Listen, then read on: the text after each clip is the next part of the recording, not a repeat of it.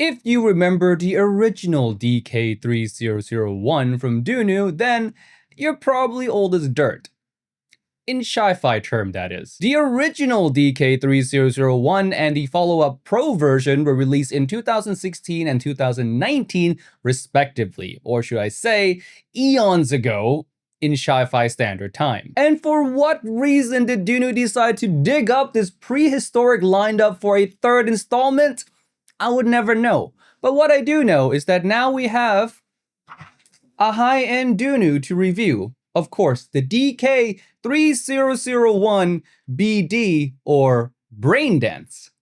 Let's jump into it. Now, before we begin, this IEM was tested and not approved by Critical, though I'll still give you my thoughts on this video anyways. But if you're curious on why he didn't approve this IEM, you can ask him in the comment section below. If there's enough demand, he might reply. Now, with that said, let's jump into the non-sound aspect, starting with the accessories, which Dunu never disappoint. The Braindance comes with several sets of ear tips, including their more popular SNS and Candy ear tips. A large leather carrying case that is really white and probably will get dirty very fast. Cable-wise, it has this hybrid material going on. Half of it is fabric and the other half is rubber. And being that it is half fabric, some of you guys might ask me, Timmy, is there any microphonics? And I would say, no microphonics. The cable itself is also modular, so you can switch between 3.5 and 4.4. Now, when it comes to the build, the Braindance is an all-metal IEM coated in zirconium ceramic, which is to say it is very sturdy and very premium feeling. Though the size of it is a bit bulky, so those of you with smaller ears, I do suggest you demo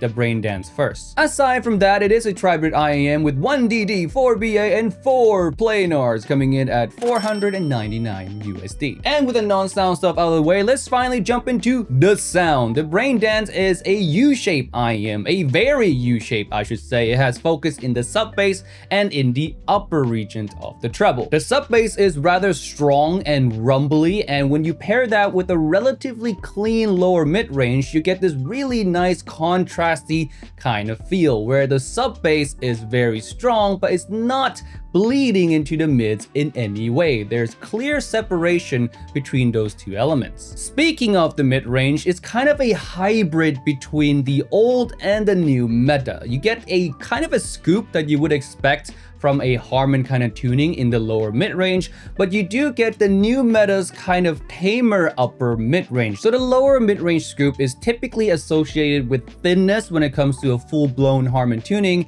In this case though, it's not thin at all, and I think it has to do with how tame the upper mid-range is. And with the upper mid-range being more similar to the new meta, really helps with how natural the mid-range comes across. Again, no thinness, but more importantly, no shoutiness. All while allowing the Braindance to retain a clean and contrasty kind of sound and open kind of sound that you would expect from a Harman kind of tuning. I can see myself becoming a fan of this kind of mid-range presentation, although it's not as rich and lushy as true meta, and I do miss that when listening to the Braindance. I can see a lot of people enjoying this more cleaner version of meta, if you will. Now, with all that being said, there is one potential red flag with the Braindance, and that comes in its treble. Now, the treble is a lot. It's spicy, it's not particularly piercing, but it's just a lot. The amount of treble here does cause the timbre of vocals, especially higher octave vocals, especially female vocals,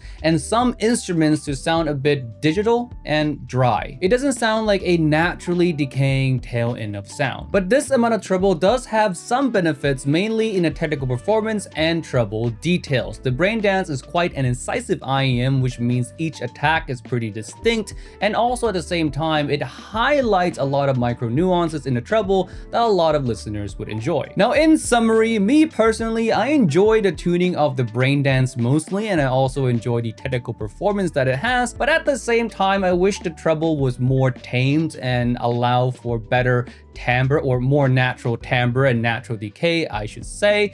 And with that, it would actually make the Braindance sounds more like an exciting version of a Mega 5 EST, which would be pretty damn awesome. But aside from my own opinion, the more important question is who should or shouldn't buy the Brain Dance? Let's start with the should. Reason number one to buy the Brain Dance is if you love treble. Of course, it has a lot of treble, it has good treble details as well, so you'll most likely like the Brain Dance. Reason number two, you want a cleaner kind of sound, but you want to avoid the thinness that usually comes with a clean sound. And lastly, number three, you want a fun and well done U-shaped style tuning. And now for the shouldn'ts, who shouldn't buy the Brain Dance? Number one, if you are sensitive to treble, of course, the Brain Dance will be too much for you. Reason number two, if you want mid-bass fun, the Brain Dance is way more focused in the sub-bass, and although there's distinctive hits in the mid-bass, there's really not enough of it. Number three, if you want a more neutral tuning, of course, the